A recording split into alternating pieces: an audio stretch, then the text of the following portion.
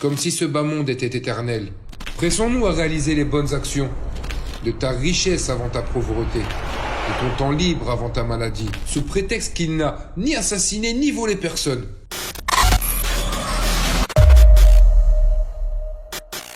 Salam alaikum wa rahmatullah la Oumma. Nous espérons que vous allez bien. Aujourd'hui, nous allons parler de 5 mesures pour se préparer à la mort.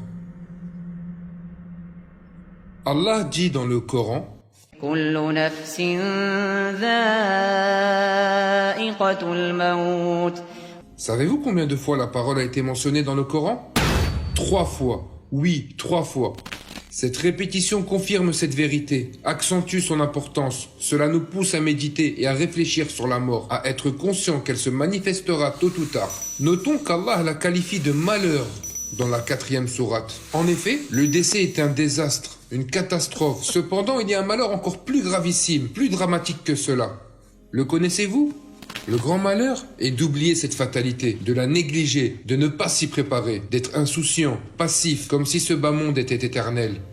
Justement, afin d'éviter ce grand malheur, nous allons vous livrer dans cette vidéo 5 mesures pour faire face et mieux affronter cette réalité.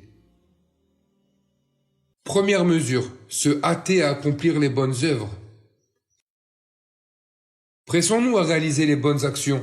Nos états d'esprit ne doivent pas déboucher sur une vie de procrastination, si bien que la mort peut surgir à tout instant. D'ailleurs, le messager d'Allah, que l'éloge d'Allah et la paix soient sur lui, a incité sa communauté à prendre l'initiative. Il dit: profite de 5 choses avant 5 choses, de ta jeunesse avant ta vieillesse, de ta santé avant ta maladie, de ta richesse avant ta pauvreté, de ton temps libre avant ta maladie, de ta vie avant ta mort. Rapporté par Al-Hakim.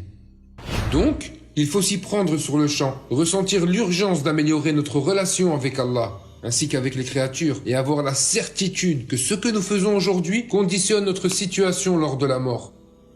Deuxième mesure, mentionner fréquemment la mort. Évoquer sans cesse la mort nous conduit à suivre les ordres d'Allah et à éviter ses interdits. D'ailleurs, le messager d'Allah, que l'éloge d'Allah et la paix soient sur lui, dit à ce sujet: mentionnez beaucoup ce qui met fin à la jouissance, c'est-à-dire la mort, rapporté par At-Tirmidhi et Ibn Majah. Et cela est confirmé par son compagnon, Abu Darda, qu'Allah l'agrée, lorsqu'il a déclaré: celui qui mentionne fréquemment la mort verra sa jalousie ainsi que son orgueil se réduire. Rapporté par Ibn Abu Shayba. Oui, se rappeler la mort diminue nos péchés, ce qui nous aidera à mieux l'affronter lorsqu'elle surviendra. Troisième mesure, le repentir. Se repentir à Allah, le tout miséricordieux, lui implorer son pardon, lui supplier son indulgence. Allah dit à ce sujet: يا أيها الذين آمنوا توبوا إلى الله توبة نصوحا. Il dit également: وتوبوا إلى الله جميعا أيها المؤمنون لعلكم تفلحون. Le messager d'Allah, que l'éloge d'Allah et la paix soient sur lui, a aussi incité sa communauté à se repentir.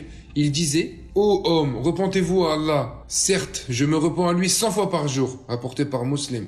Aujourd'hui, malheureusement, quand vous appelez un individu à se repentir, il s'offusque, se vexe, sous prétexte qu'il n'a ni assassiné ni volé personne. Que pense-t-il de la meilleure des créatures qui se repentait 100 fois par jour, bien qu'Allah lui a pardonné ses péchés antérieurs et futurs? N'est-elle pas notre exemple? N'est-elle pas notre modèle? Il est important aussi de souligner que si le péché a causé du tort à un être humain, il faut réparer l'injustice et restituer ses droits pour que le repentir soit sincère et accepté auprès d'Allah. Quatrième mesure, écrire son testament. Quand vous interrogez une personne: avez-vous déjà écrit votre testament? Elle vous répond d'un air surpris: suis-je sur le lit de la mort pour le faire? Cette personne n'a pas saisi que la mort peut être soudaine. Donc pressons-nous à rédiger nos testaments, sachant que cet acte est recommandé dans notre religion, voire obligatoire selon certains nombres de savants. On peut se poser la question suivante: qu'écrire dans le testament? La réponse, on peut aborder plusieurs points. Glorifier Allah et l'invoquer. Conseiller ses enfants et ses proches de craindre Allah et de s'attacher au Coran et à la Sunna. Déclarer les dettes que nous devons aux gens. Nous pouvons aussi, si nous le souhaitons, offrir jusqu'au tiers de nos biens à des associations ou à des individus, à condition qu'ils ne fassent pas partie des héritiers. Rappelez que le lavage ainsi que l'enterrement doit être conforme à la Sunna du prophète, que l'éloge d'Allah et la paix soient sur lui. Cinquième mesure, avoir un bon espoir en Allah. Avoir un bon espoir en son Seigneur, se rappeler qu'il est pardonneur, clément et miséricordieux. Cette réaction est un signe, un indice de la bonne fin. Le compagnon Jabir, qu'Allah l'agrée, affirme qu'il a entendu le messager d'Allah, que l'éloge d'Allah et la paix soient sur lui, 3 jours avant sa mort dire que l'un de vous ne meurt pas qu'en ayant un bon espoir en Allah. Rapporté par Muslim. La crainte ne doit pas prendre le dessus. Quand la mort surviendra, il faut avoir un équilibre entre elle et l'espoir.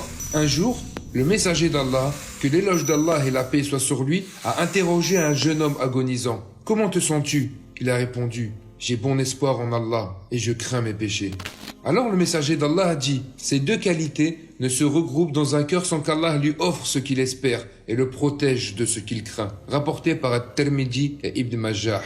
Conclusion. Sur cette parole prophétique, nous supplions Allah, le miséricordieux, d'accepter nos bonnes actions, ainsi que nos repentirs. Nous l'implorons également de nous accorder une belle fin et de nous assister face à la mort.